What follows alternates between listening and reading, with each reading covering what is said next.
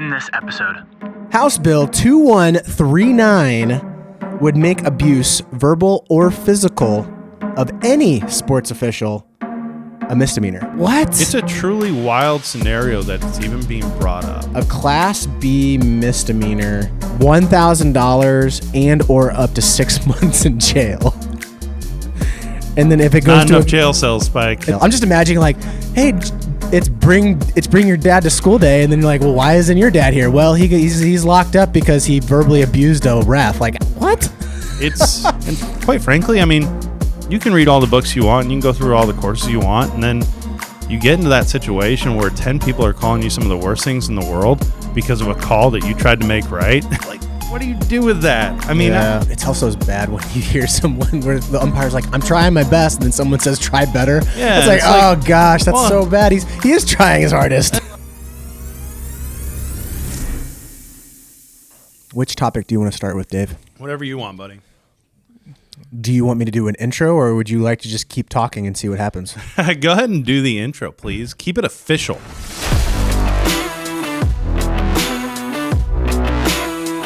What is up, everybody? Welcome back to another edition of The Closing Pitch. My name is Spiker Helms, and this is a show about people, culture, and how to create a winning lifestyle.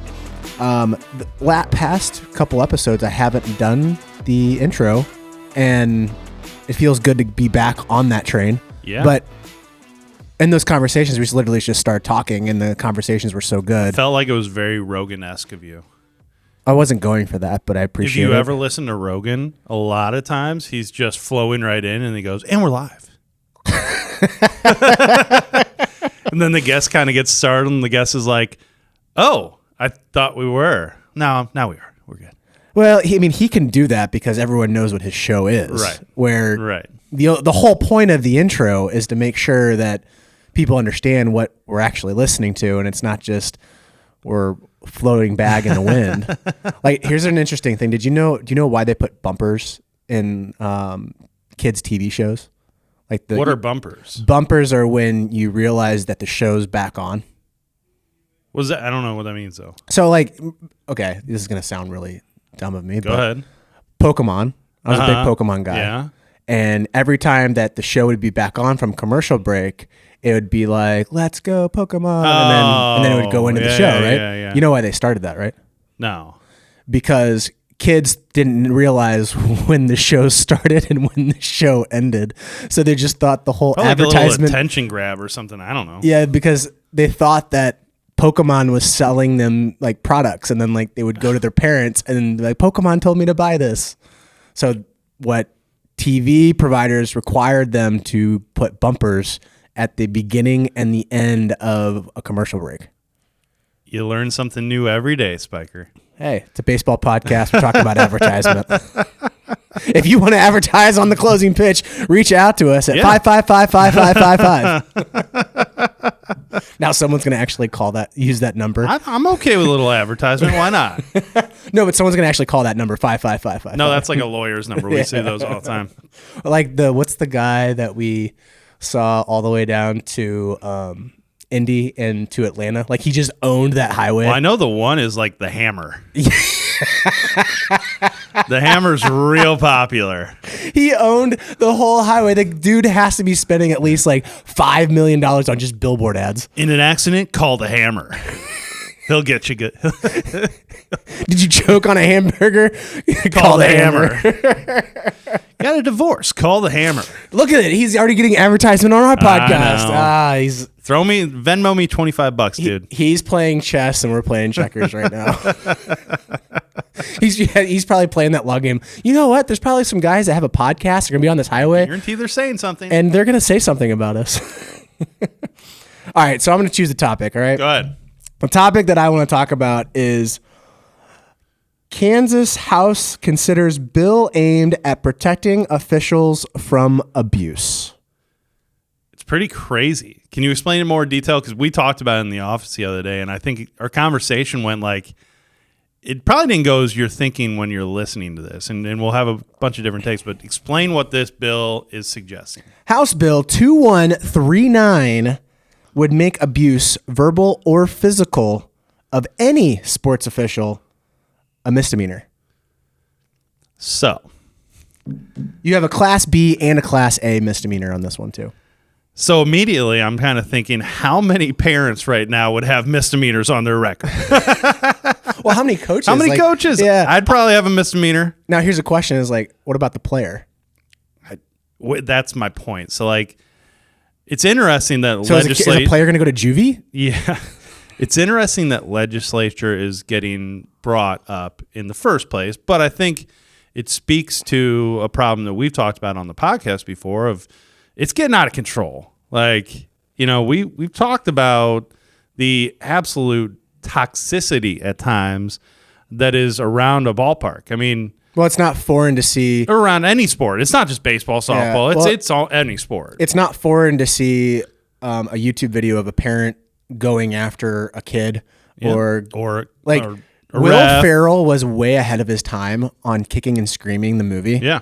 Where he was this nice dad, normal, just was happy-go-lucky. Like, well, we're just gonna go out here and we're gonna play a little soccer and see what happens. He ends up evolving into a coach, psycho, and then he starts wearing jumpsuits. He hires Mike Ditka as his assistant aviators? coach. Wears the aviators, and then he starts just berating refs, and he pushes over one of the opponents. It was an 11-year-old. Yep. And this bill... He didn't know he was foreshadowing. Yeah, he didn't know what was happening until it was too late, and he ended up becoming this monster. But it is crazy to see parents...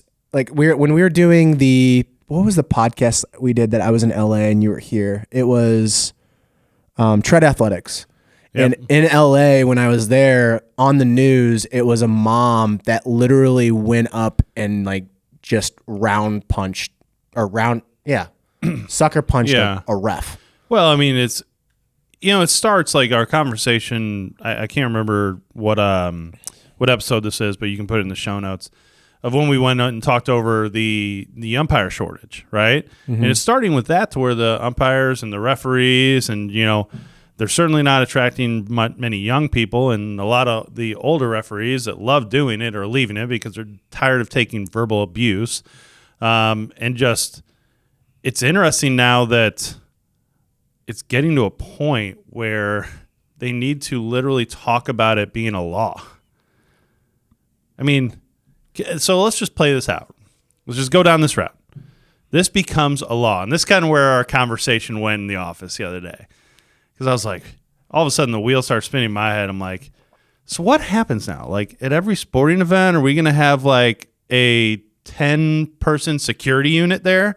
Like, are we going to have to rent police officers in their off-duty time to come to the local parks on a Saturday so that if some mom or dad or coach gets out of control, just slap the handcuffs on them, carry them out of here? Like, I mean, where does it go? And are people going to start self-policing it? Or are they going to be like, instead it used to be like throw them out of the park, now they're like arrest them, go get them?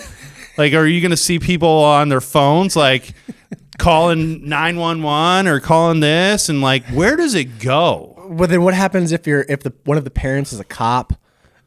Like, I'm just saying, where does it go? Like, hey, what are the chants going to be like? Lock him up. Lock him up. It's like one thing is like then it's going to get to a point where someone boos and the umpire turns around, takes his mask off and go, one more and you're going to jail. Like, I'm envisioning this crazy, crazy atmosphere that we're all creating. I mean, everybody. And I'm like, well, you're gonna have to. You're gonna have to. Literally going to be looking at this like not having a clue and understanding. Like, what if a kid's in there and all of a sudden, like, his dad says that's a horrible call, and now he's gone. I don't know, and I don't think it gets that far. I would assume that there would have to be some evidence, and like if there's physical abuse, obviously that's a given, and I think there should be something on that because the percentages of a parent hitting a referee, I think, are a lot smaller than what we perceive because social media amplifies it. So like you probably could count on your hand how many times you've seen someone throwing a punch or on camera and actually seeing it happening. I think what it says in here, because it does say verbal, because the physical abuse, no one's Let me look to see if there's like. Go ahead. Nobody in the world is discrediting physical abuse. There's no place for that. If you do that, that's assault. I mean, that's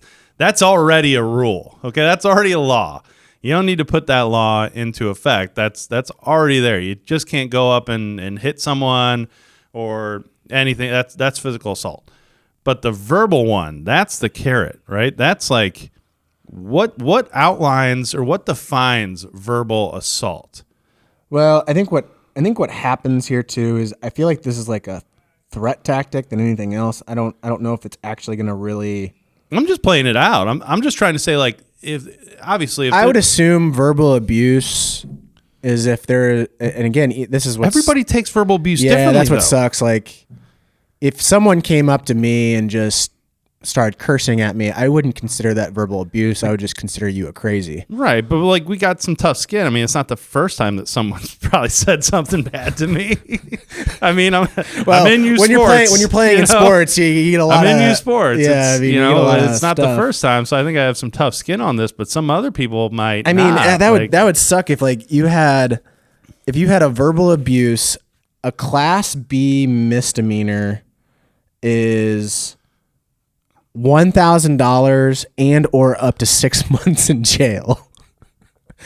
And then if it goes to jail cells, Spike. And then if it goes to a Class A misdemeanor, it's $2,500 and it's up to 1 year in jail. I'm just imagining like, hey, it's bring your dad to work day or bring your dad to school day, and then you're like, well, why isn't your dad here? Well, he's locked up because he verbally abused a ref. Like, what?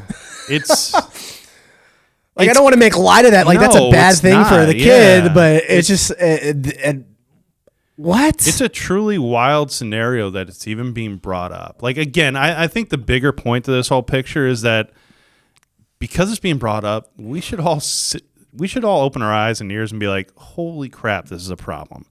This is a bigger problem than we're thinking it is. And we've discussed it, but I mean, the fact that all of a sudden it's even getting discussed that it could be a law, that there could be jail time, that there could be fines, that there could be this. It used to just be, all right, you went off, you're banned from the park, you're banned from the gym, you're banned from the field. Okay, that was the thing. Well, I will say this, that when you have a parent that does do that in the stands, I think, and this is how I perceive it when I was coaching, is that if one of my parents started mouthing off, which did happen my first year, that's a reflection of my leadership. Yeah. Which, again, if it happens, I have to address that right away, which I did. And I brought all the parents together and I said, that's not happening ever again. Yeah. If this happens again, your kid's not going to play. Yeah. I hate to do it, but I can't have that happening, and then it just derails, and then it makes me look bad, and then it seems like the organization as a whole is okay with that character. Sure. I mean, it's interesting. It's interesting I wonder if other states will pick that up. I wonder if they'll have different versions of it. I wonder if this will become something that goes nationwide. I mean, the sentiment on social media was that everyone, when you first see it, you're like, hell yeah, that's going to be awesome. But then when you start like thinking about it and really like playing it out, like second order, third order thinking, it's like, that might not be so great, because there's some loose cannons. There's some loose cannon umpires out there too. Sure. They're not the victims here by any means, in some of the cases. And if you think like, if you're an umpire, you're like, oh, we are the victim. It's like, no, bro, like, it goes both ways. It's a two-way relationship. Are we at fault as fans and coaches and players? 100%. Like, I'm guilty of, when I was playing, being very rude to umpires and not realizing, because I just got caught up in the competitive moment.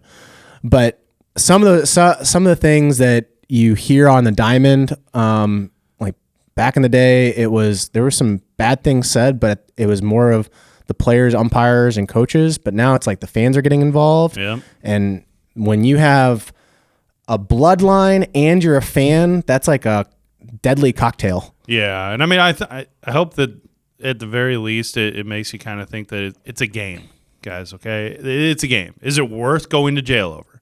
Is it worth paying $1,000 fine for it? If that were to be the outcome and it made everybody think about that and maybe relax a little bit, I'm okay with it. I just see way too many open ends. I see too many questions with it. So I'd like to see where this goes. And Well, I'm wondering, like, why hasn't there ever been a, like, if you abuse somebody physically, that should physical that abuse should be is that ours. should, That's should be- there. Yeah, That's a law. I mean, I can't go up as a fan and punch that umpire without getting handcuffs. Probably. yeah. That's he can absolutely claim physical abuse on that. That's always been around. It's the verbal one that's open ended. Like what defines it? Does the law? I guess we need a lawyer on this, but does the law say, like, if you end up getting physically abused on a field, is it because you're consenting that you know what's going to happen on the field, that it doesn't stick? I don't know, and I Because don't want to I think of MMA. When you get in the octagon, you're consenting to abuse. Well, let me throw another thing at you, because this is definitely a hot button topic in today's world is mental health. It's like, what happens, like, okay, let's say an umpire continuously gets verbally abused. I mean, legit verbal abuse, and, over and over and over. And, he ends up literally having mental health issues. He now suffers from anxiety and depression. He now suffers from whatever. He has to get on prescription medicine. He's now worried that he can't do his job, so now he can't pay his bills. I mean, you go down the list, like, what happens in that situation? Man, I'm just playing it out. I mean, I'm thinking about all the different scenarios that, I don't suffer from that. So it's hard for me to understand it, but you hear about it all the time, and I mean that's a real thing, right? And yeah, like I don't know, like, it's tough. But here's another thing that I don't get too, which I wish umpires would admit to, is like, when you sign up for that job, you are kind of signing up to be in the fire a little bit. It's the same thing as a coach. Like, I'm signing up to be as a coach. I know I'm going to get into the fire with parents and players. Like, there's going to be people that disagree with me. Again, I'm not saying that it's okay to abuse somebody, but there has to be some level of knowing and consenting that, like, hey, this could potentially happen. Yeah, but I mean, you got a lot of young umpires these days that are young adults, or still sometimes even under 18. I mean, there's I guess a lot I'm of thinking more of the high school guys, more professional guys. There's a lot of stuff that, like, yeah, professional umpire, they understand it, but, like, they're getting paid. They've gotten to that point where that's their profession. I mean, a lot of people, or a lot of umpires or referees doing amateur sports, that's a side hustle for them. That's something they're doing to stay active in the game, to stay around the game because they can't play anymore, or just to do it for some side money and things of that nature. And I guess it also goes with. I don't know the training side of it. I was never an umpire, so don't shoot the messenger. I don't know if they get trained fully on how to handle that. And quite frankly, I mean, you can read all the books you want, and you can go through all the courses you want, and then you get into that situation where 10 people are calling you some of the worst things in the world because of a call that you tried to make right. Yeah. And, like, what do you do with that? I mean, well, even when you're not supposed to go back at him. And if it also is. It's also as bad when you hear someone where the umpire's like, I'm trying my best, and then someone says, try better. Yeah, it's like, oh gosh, that's so bad. He is trying his hardest. And, like, wholeheartedly, like, and I'm thinking of this situation again. It's like, okay, so they're normally trying not to throw that person out of the park because, my God, the minute you do that, well, now all hell breaks loose, and because you're taking away their opportunity to watch your kid, which it should be the only thing you're focused on is supporting your child in the moment. But anyhow. And do you think verbal abuse and physical abuse is more prone at the lower levels, like more like recreational, or do you think it's more prone towards the higher levels, like travel? Oh, I don't know. Because I think it'd be really silly to see everywhere. I'm just it'd be little. I don't know if you're part of a YMCA like league, and then you have a parent yelling at the umpire. I think there's a certain, like, if you're going into it understanding that it's just a beginner type of thing, and they're learning, you're going into an environment saying, like, well, we know there's going to be a million mistakes. When you're going into it with significantly more money invested and you think that this is a higher level, maybe it is a higher level type of thing, and then there's significantly more enhanced pressure, I guess. I guess the expectations are a little higher bit higher expectations, and that leads to, a situation in a game where a call is interpreted as a make or break call in the game, and that's why you lost, and now your temper boils over, and I've seen it a million times, and you get slapped with $1,000 fine, and then you get slapped with $6 $1,000 fine, 6 months in jail. And I don't know where this goes, and I wonder if it's a scare tactic, and I wonder if it's stuff that's being. Listen, laws go into effect because things happen in the past. That's what. That's why laws get created. Just thinking like that is how all these laws have been created, because something bad has happened prior, and they're like, well, why can't we prosecute you for this? Well, there's no law. Well, let's make one. And that's how it works. And so I'm just thinking like the person gets into jail, and then one person asks him, hey, what are you in here for? And he's like, oh, I was selling meth. Like, oh, that's bad. That's yeah, bad. That's probably bad. And then you're like, what are you in here for? Well, I was yelling at my 12U umpire. Is it just on umpires? Like, is that law into effect on like parents going off on coaches, or vice versa, coaches going off on parents? Like, yeah, and then that's a slippery slope. I'm just thinking it's a very slippery slope. Or does that go into effect of like, now does that go down to players and bullying and this and that? Like, it's a slippery slope, and it's, I don't know. It kind of just kills the joy out of it. Well, that's what I'm thinking. Like, I'm literally seeing, like, I'm thinking, let's say it went into act tomorrow, and all of a sudden a couple people get arrested, and then everybody's shell-shocked and scared. Like, now I can't say anything or do anything, and the players are scared, and the coach is scared, and you go to a game, and it's like crickets, and you hear nothing because everybody's on pins and needles, like, don't even boo, or that you see him? The police are right there. Like, it becomes a police state, and I'm like, just envisioning it, and then there's no games, and then there's no, I don't know. Maybe I'm being crazy, but I'm always like optimist and Mr. Positive. And during COVID, I think the most positive thing that ever happened out of that was that people were just happy to be at the field. Yes. And they were genuinely glad to see everybody. And it's gone right back. Umpires everyone was like, do you need anything? Do you want some water? Do you want some food? Do you want some salmon? Do you want some like steak? Yeah. I can go order some Uber Eats. What do you want? Yeah. And now it's, why did you miss that call? What are you, an idiot? It's odd, man. I'd follow it up. I mean, I want to see if there's more states that take this on. I want to see if there's. I don't think there is. Well, I think it's been some time since I posted it, but if there's one, there's probably going to be two.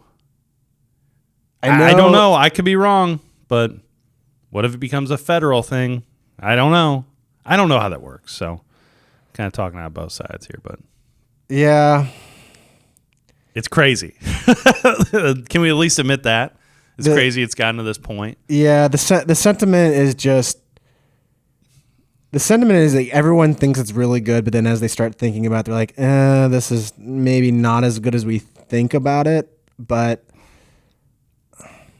I also think too, it's up to the leadership, and it's up to the coach, and it's up to like, even if you're sitting there and you're listening to one of your fans berate an umpire, or even your coach is berating an umpire, and you're sitting there, you're basically condoning that action. It's you got to either get up or provide some type of action against that person and being like, you know what, this isn't happening. This is not how it should be. It's hard, Spike. Well, I know it's hard. I get it. But when you're sitting there, you're condoning that action. That's what you're doing.